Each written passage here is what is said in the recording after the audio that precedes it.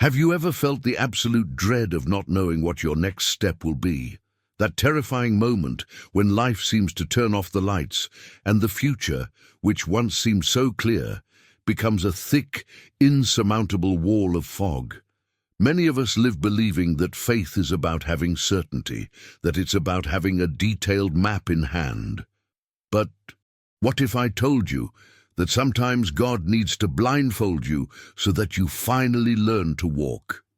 Today, we're going to delve into one of the most mysterious and comforting prophecies in Scripture, a promise made to those who have lost their way, to those who feel they are groping in the dark, surrounded by treacherous paths and unfamiliar trails.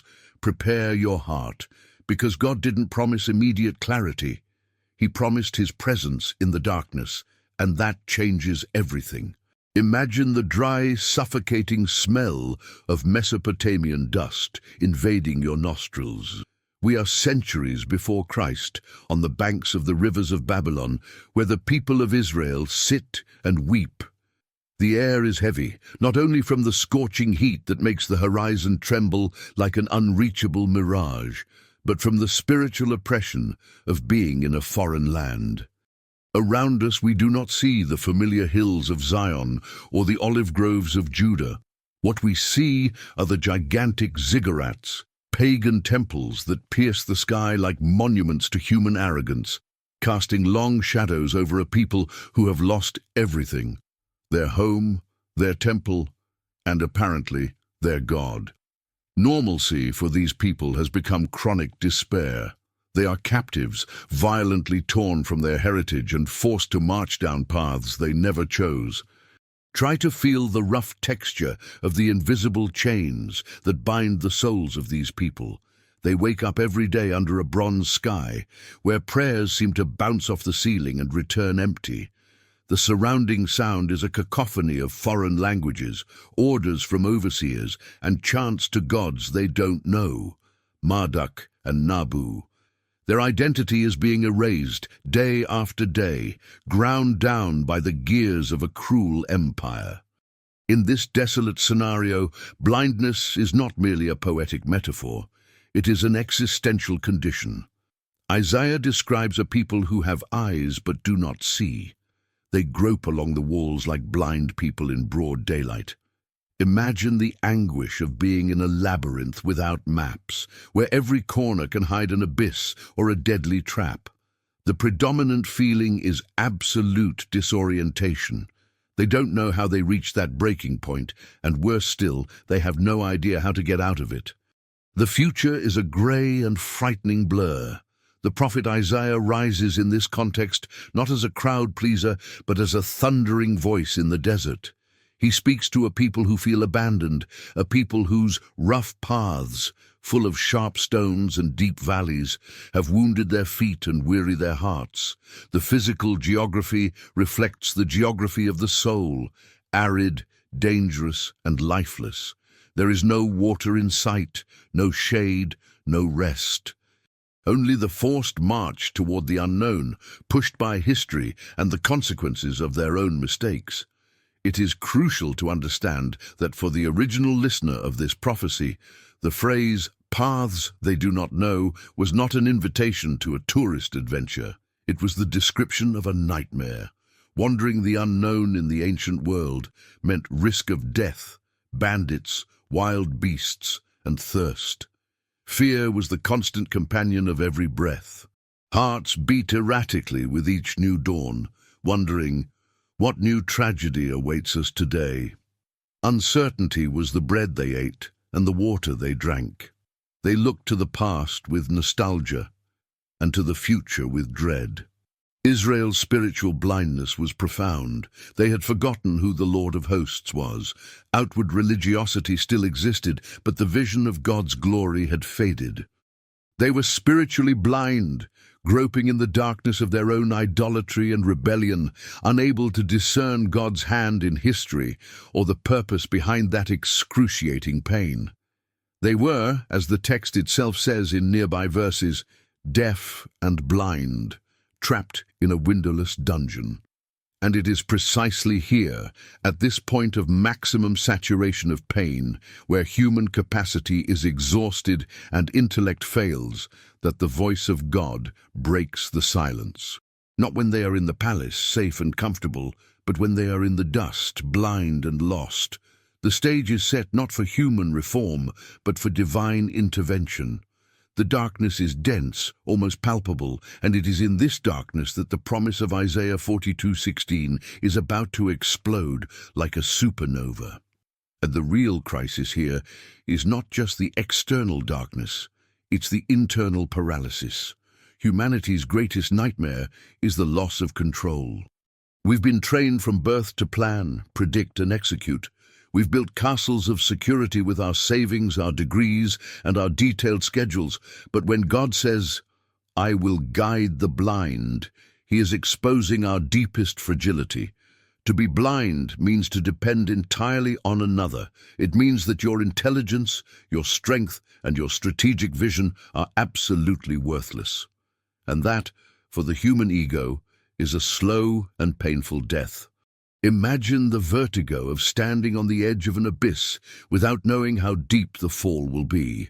The rough paths, mentioned in the original Hebrew text, suggest twisted terrain, full of obstacles, where every step can result in a sprain or a fracture. In real life, these paths are that unexpected medical diagnosis that turns your family upside down. It's the sudden dismissal that wipes out your financial future. It's the betrayal by someone you trusted most. It's the moment when the ground disappears and you realize your mental maps are wrong. The anguish in this text lies in the phrase, "paths they don't know." The unknown is fertile ground for the monsters of our minds. When we don't see the end of the road, our imagination fills in the gaps with the worst possible scenarios. Anxiety is nothing more than living in anticipation of a disaster that may never happen, but which in your mind is already real. The people of Israel, like us, were being consumed by what if. What if we die here? What if God has forgotten us? What if this darkness is permanent? There is a terrible loneliness on this kind of path. Even surrounded by crowds, whoever crosses the valley of uncertainty walks alone. The pain is untransferable. No one can feel the weight of their cross or the darkness of their blindfold. It is an isolation that chills the bones. You cry out, but the sky seems made of bronze. You search for a logical way out, an A plus B solution, but God's mathematics doesn't add up with ours. The emotional abyss widens, and the temptation to give up, to sit by the roadside and surrender to apathy, becomes seductive and constant. At this stage, a crisis of faith is inevitable. We begin to question God's character. If He is good, why am I blind? If He is light, why is everything dark?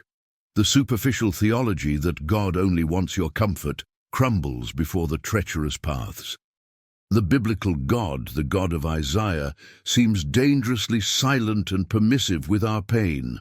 We are confronted with the reality that He allowed blindness, He allowed captivity, and this realization throws us into an existential crisis. Are we suffering as punishment or for purpose? The text talks about darkness. In Hebrew, this word carries the weight of calamity, misery, and death. It's not just the absence of photons, it's the presence of evil and chaos. To be in this darkness is to feel that hope is a distant memory. It's looking in the mirror and no longer recognizing who you are because pain has distorted your identity. It's the feeling of being trapped between the Red Sea and Pharaoh's army, with nowhere to run. The abyss is not just in front, it's inside, but it is precisely here, at the point of absolute breakdown, that the stage is set. Human wisdom must fail so that divine wisdom may manifest. Pride must be crushed against the rocks of the rugged paths so that true dependence may be born. The abyss is deep, yes, and the darkness is terrifying. But it is impossible to be guided if you insist on saying that you see. The confession of blindness is the first step towards the miracle. The crisis is not the end, it is the womb where revelation will be generated. But then, the voice of God breaks through the stratosphere of our despair. Note that the text doesn't say, "I will instantly cure their blindness so they can go on alone." No, the promise is much deeper and more relational. "I will guide the blind." The God of the universe descends from his throne of glory, enters the dust of our existence, and holds the trembling hand of humankind. The revelation here is not merely about destiny, but about companionship. The solution to fear is not perfect vision, but perfect presence. The Creator becomes the guide dog of his beloved creature, assuming total responsibility for the journey. Behold the miracle that unfolds before our eyes. God transforms the geography of the impossible. "I will turn the darkness into light before them." This is not a gentle metaphor. It is an act of recreation, echoing the "let there be light" of Genesis. What was once thick darkness, where the demons of fear hid, is suddenly flooded by Shekinah, the manifest glory of God. The light does not come from outside. It emanates from the one who walks beside you. The dark path becomes the stage where God demonstrates his power. You realize that the darkness was not the end, but rather the necessary black canvas for the jewel of divine grace to shine with absolute contrast. The promise continues with overwhelming force, and the rugged paths in plains. Imagine the mountains of difficulties, the valleys of depression, the bureaucratic or relational stumbling blocks. God says he will steamroll over them with his sovereignty. Where you saw an insurmountable wall, God opens a door. Where you saw rough terrain capable of breaking your feet, God rolls out a red carpet of providence. He doesn't just help us climb the mountain. Sometimes he levels the mountain. Divine engineering kicks in, reshaping the reality around you to fulfill his purpose in your life. Recognize the authority in God's voice. "These things I will do for them." This is not an attempt. It is not a maybe. It is a royal decree sealed with the blood of the covenant. When God decides to act, chaos is forced to organize itself. The mental confusion that tormented the people is replaced by a peace that surpasses all understanding. The path they do not know ceases to be a labyrinth of terror and becomes a trail of discovery. Each step into the unknown reveals a new facet of God's character that would never be known in the comfort of clear, predictable light. The climax of this promise reaches its peak in the final sentence, "and I will never forsake them." This is the direct answer to the cry of abandonment of the human soul. In the midst of exile, in the midst of loss, in the midst of apparent silence, God was there. He never left. Blindness prevented us from seeing him, but it did not prevent him from guiding us. The moment of revelation is when the believer realizes that during all the time he thought he was lost, he was being magnetically guided by the shepherd of his soul. Helplessness was an illusion. Care was the reality. The atmosphere changes dramatically. Paralyzing fear gives way to trembling reverence. The people of Israel, once bowed under the weight of Babylon, now raise their heads, not because Babylon has vanished, but because the God of Israel has appeared. Hope is reborn not from favorable circumstances, but from his unchanging word. It is the moment when the soul takes a deep breath, the chest fills with courage, and even without yet seeing the final horizon, the feet begin to move again, firm, because the one who holds their hand is the owner of the way. This is the golden hour of faith. It is when the sun of righteousness rises, bringing healing in its wings. The unknown path, which once terrified, is now seen as a sacred invitation. God is saying, "Trust me, I know the way out. I have drawn the map, and I will take you to a place your limited imagination could never conceive." The crisis bows before majesty, and the abyss becomes the altar of a miracle. Theologically, we are faced with one of the most fascinating paradoxes of divine sovereignty. The fallen and limited human mind obsessively seeks omniscience. We want to know the end before the beginning. But the God of Isaiah 42 invites us to omnipresence. He doesn't give us the map, he gives us himself. In Hebrew, the word for way is derek, which signifies more than a physical road. It refers to a way of life, an existential direction. By saying that it will guide us through a direction, saying that we do not know God, he is affirming that his methods of sanctification and redemption are completely foreign to natural human logic. He is deconstructing our self-sufficient self to build a dependent spirit. The depth of this passage is revealed when we analyze the Hebrew word for blind, even in a prophetic context. This is not merely a physical deficiency, but a total spiritual incapacity. Reformed theology calls this total depravity. Human beings on their own cannot find their way back to Eden. We are groping in the darkness of sin. The greatness of God here is that he does not wait for us to cure our blindness before guiding us. Grace is preventing. He takes the initiative to hold the hand of a people who cannot even see him. It is the humiliation of human pride and the exaltation of undeserved grace. But who is the guide? Isaiah 42 begins by introducing the servant of the Lord. Ebed Yahweh, here is my servant, whom I uphold. Biblical theology points unequivocally to Jesus Christ.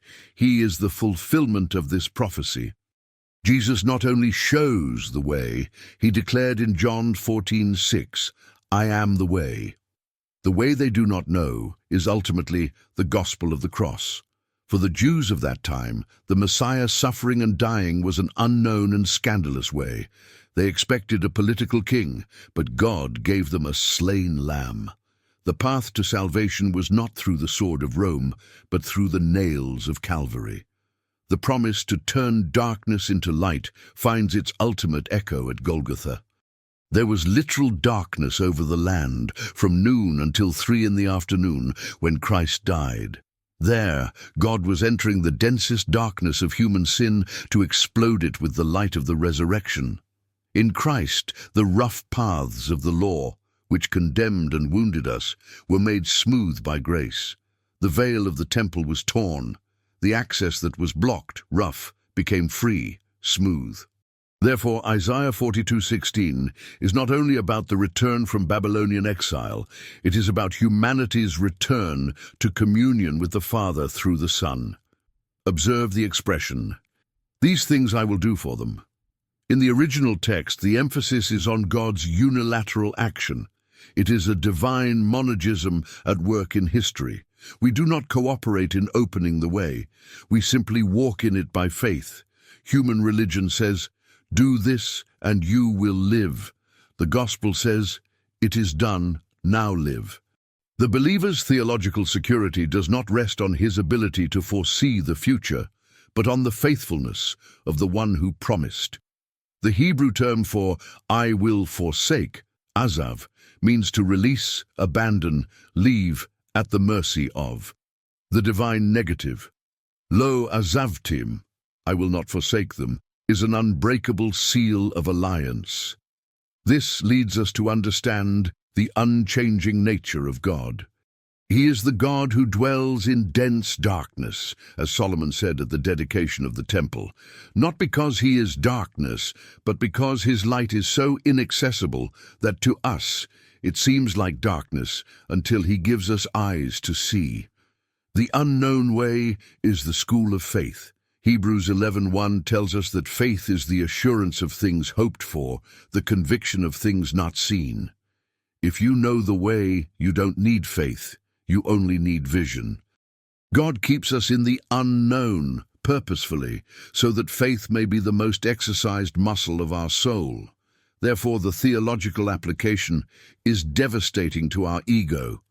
Blindness is a gift. Yes, a severe gift, because only when we admit that we don't know where to go are we qualified to be guided by the eternal shepherd. The theology of the cross is a theology of paradoxes. We die to live, we lose to gain, and we close our eyes to human logic to finally see divine glory. The unknown path is the only path that leads to life. And now, I need to talk to you. Yes, you who clicked on this video seeking an answer. Perhaps you're not on the banks of a river in Babylon, but the geography of your soul is exactly there. You look at your life today, your finances, your marriage, your career, or the health of someone you love, and all you see is a path you don't know. You planned a route, drew up goals, dreamed of a straight line to success and happiness, but suddenly the script changed, the ground disappeared, and the darkness of uncertainty took over your room during sleepless nights. We live in the information age, addicted to prediction and control. We have GPS to take us anywhere, apps that predict the weather and the stock market. And that's exactly why we suffer so much. We've unlearned how to trust. We want to be gods of our own stories, knowing the end before the beginning. Your anxiety, that pressure in your chest that won't go away, is nothing more than the pain of trying to carry a universe that wasn't made for your shoulders. You're trying to see the invisible, straining your eyes in the darkness, and that's draining your vital energy. Look into the mirror of this prophecy. God is saying that He will guide the blind. The difficult question I have for you is, do you have the courage to admit your blindness? Or do you continue pretending that you know what you're doing? As long as you insist on holding the steering wheel with your knuckles white with tension, God will respect your decision and let you drive. And we know where that leads, to the abyss of exhaustion and error. The miracle of Isaiah 42 is only activated when we let go of the controls. Surrender is not weakness. It is the only spiritual survival strategy that works. Perhaps your rough path today is an endless wait, a job opportunity that won't open, a diagnosis that won't change, a child who won't return. You feel like you're walking in circles, wounded by the stones of disappointment. You cry out, God, show me the future. Give me a date. Give me a guarantee. But heaven responds with silence about the map and whispers about the company. And God isn't giving you the timeline because if you knew the whole path now, you might not have the faith to walk it. He only reveals the next step. The lamp is for your feet, not a spotlight for the distant horizon. Understand this to calm your heart. The fact that you don't know where you're going doesn't mean you're lost. It only means you're being guided. There's a vast difference between being lost without a shepherd and being guided through unknown paths by the shepherd. The feeling of vertigo is the same, but the destination is opposite. The enemy wants you to believe that darkness is your end. God says that darkness is merely the necessary tunnel to lead you to a higher plane, a level place He prepared before the foundation of the world. You need to change your prayer today. Stop praying only to get out of the problem and start praying to see who is with you in the problem. The promise is, I will turn darkness into light before them. The light will shine while you walk, not before. It's an invitation to the adventure of radical trust. God is inviting you to close the eyes of human reason, which calculates probabilities of failure, and open the eyes of the Spirit, which feel His firm hand holding yours. The ultimate challenge is this. Are you willing to walk through the unknown, if it means walking closer to God than ever before? Sometimes God leads us down the longer path, the desert path, the strange path, because the short path would lead us to our own destruction or to proud self-sufficiency. Do not fear the unknown. The unknown is simply uncharted territory where God will perform His greatest wonders in your life. Take a deep breath. Release the weight. You are not helpless. You are at this very moment being positioned for a miracle. We have reached the end of this journey, but your walk is only beginning. The lesson we take from Isaiah 42 is not about understanding everything, but about trusting in the one who understands. We learn that human blindness is the stage for divine vision. We learn that the rough paths, those we so fear, are the royal roads by which the King of Glory leads us to maturity.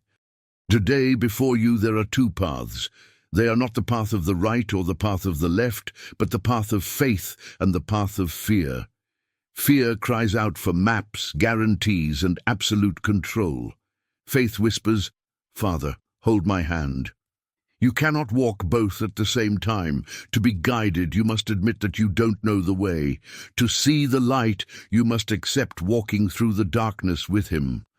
I invite you now, wherever you are, on the bus, in your room, during your work break, to close your physical eyes for a moment. Let's transform this video into an altar. Let's speak to the God who knows what you don't know. Sovereign God, Father of lights and Lord of the paths, we stand now before your greatness. We confess, Lord, our blindness. We confess our addiction to trying to control tomorrow, our foolish anxiety to want to be gods of our own stories. We are tired, Father. Tired of hitting walls, tired of stumbling over our own flawed plans. Today, we accept your promise. We accept that you will guide us on paths we do not know. If the road is dark, we trust that you are our light. If the terrain is rugged, we trust that your power will make it level. Forgive our unbelief, forgive our fear. We surrender to you the job that doesn't come, the healing that is delayed, the answer that hasn't yet arrived. We let go of the steering wheel now. Hold our hand, Lord. Don't let us take another step alone. Fulfill your word. Do not forsake us. Guide us to the center of your will, for there and only there will we find rest for our souls. In the name of Jesus, the way, the truth, and the life. Amen. If this message was a light on your path today, don't let that flame go out. This channel is a home for those seeking depth in a shallow world. Subscribe now and turn on notifications, not just to watch another video, but to continue this journey of faith with us. Leave your comments below. I trust in God's way as a milestone in your decision today. Until the next journey, may you find peace that surpasses all understanding.